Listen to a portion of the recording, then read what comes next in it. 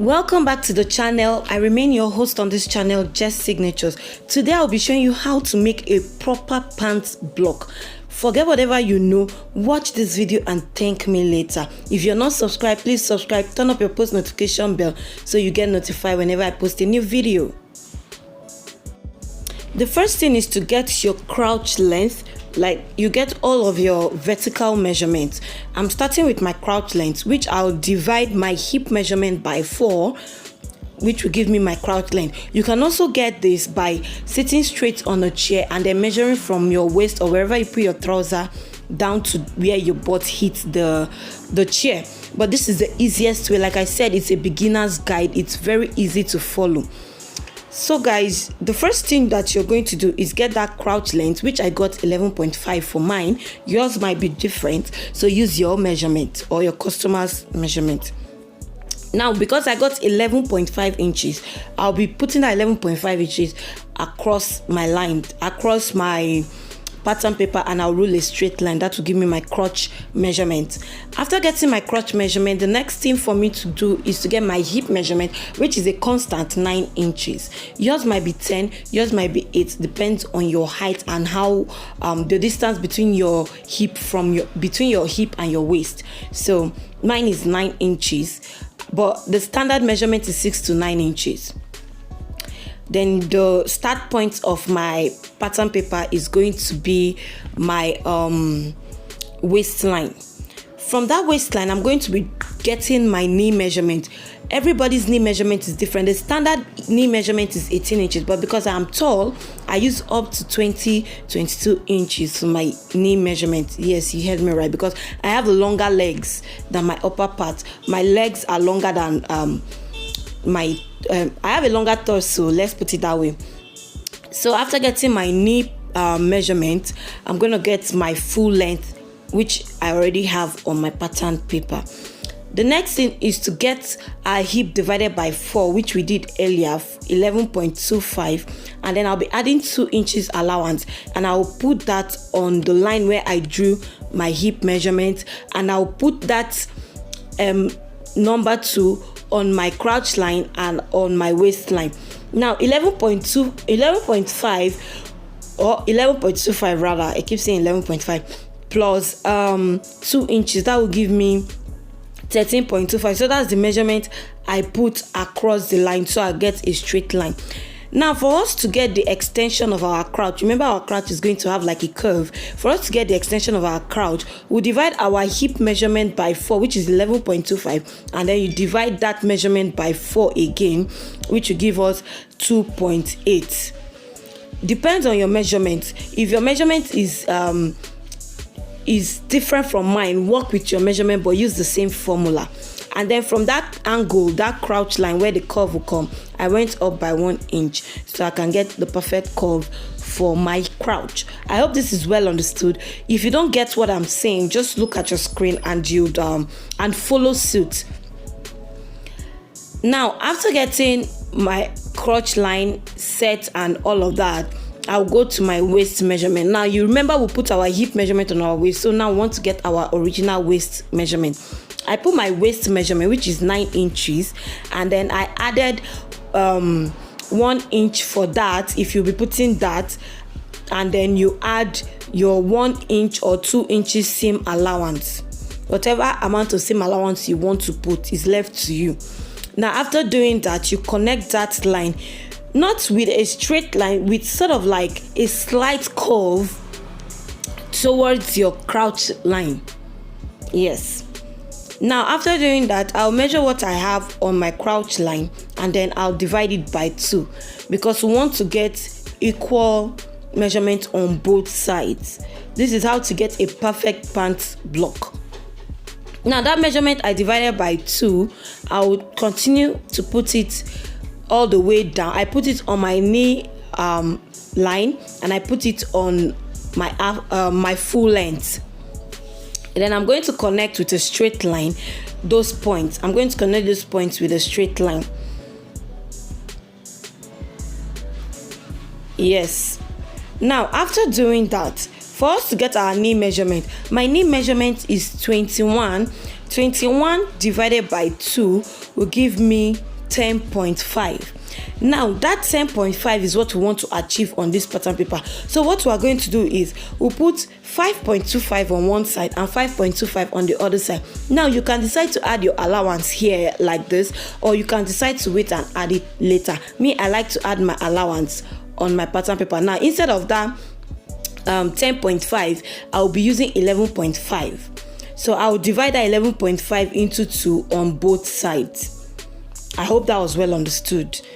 And then after doing that, I'm going to connect it to the previous line that we had. And I will do the same thing for the inseam. That is where that crouch is. Now, if you're doing a short, then this is already a short. You can go ahead and cut it out.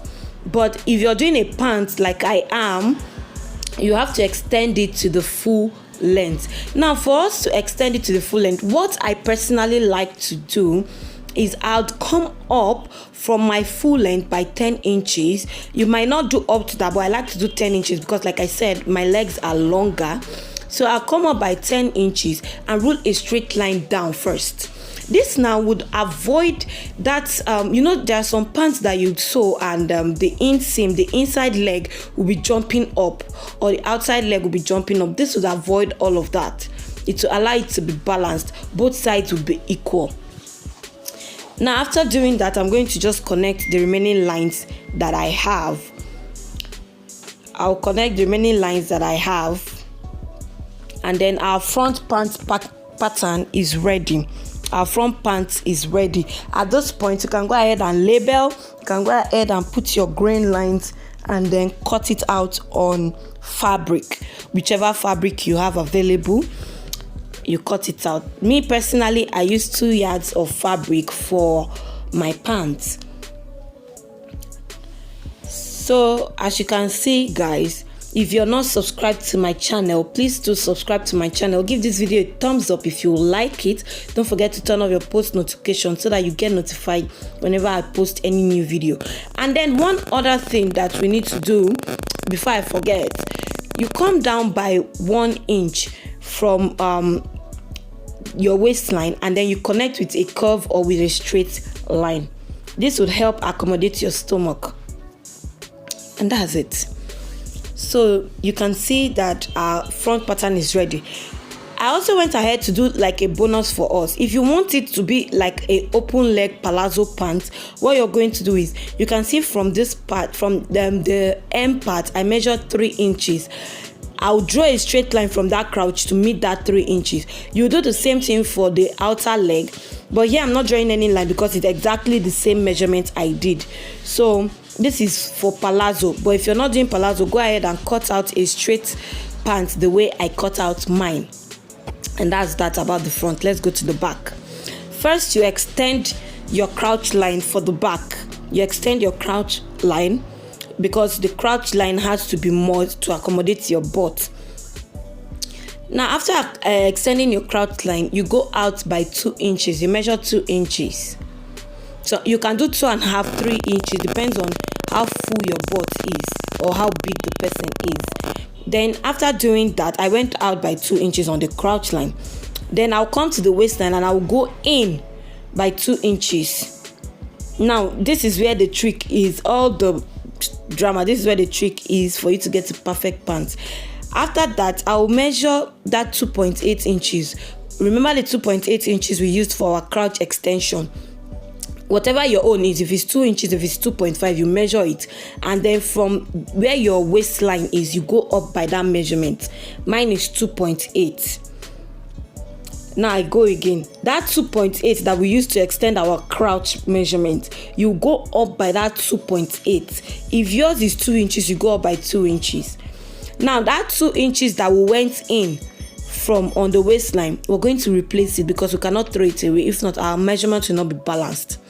Why we went in by that 2 inches is to tighten the back measurement. Now I'm measuring what I have on the front waistline, and you'll see after extending that front is going to be exactly the same measurement. I don't know if you understand what I'm saying. That waistline, you see the same measurement I got, 11, that I got for the front waist, is the same thing I'm getting for the back waist. That's how you know your pattern is correct.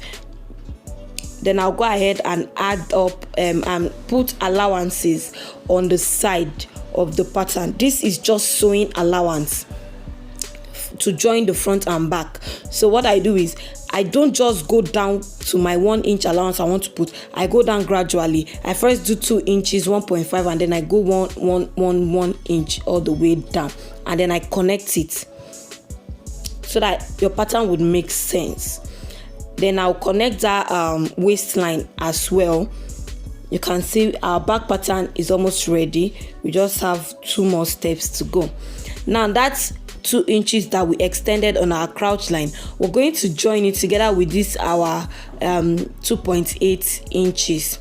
So you join it in such a way that it will make sense. Like it will not be straight and it will not be too curvy. You can see I'm trying to adjust it even more. You can go in as many times as you want. Just make sure you get the right curve. After doing that, we have just one more thing to do, which is to connect the inseam leg for the back to the inseam leg of the front. So what I do is I also put 1 inch sewing allowance there, and trust me, your back pattern is ready. Like, it's as good as ready. You extend that 1 inch line all the way down to the full length of your pattern, and that's it, guys. Our basic pants block is ready. So the next thing that we're going to do now is to cut it out.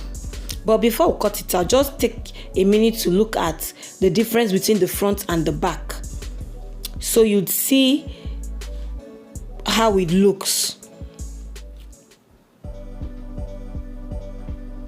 Now you can see it. You see all the adjustments that we did. This right here is a game changer. Thank you guys for subscribing to my channel. I love you all, and thank you for watching. I'll see you in my next video.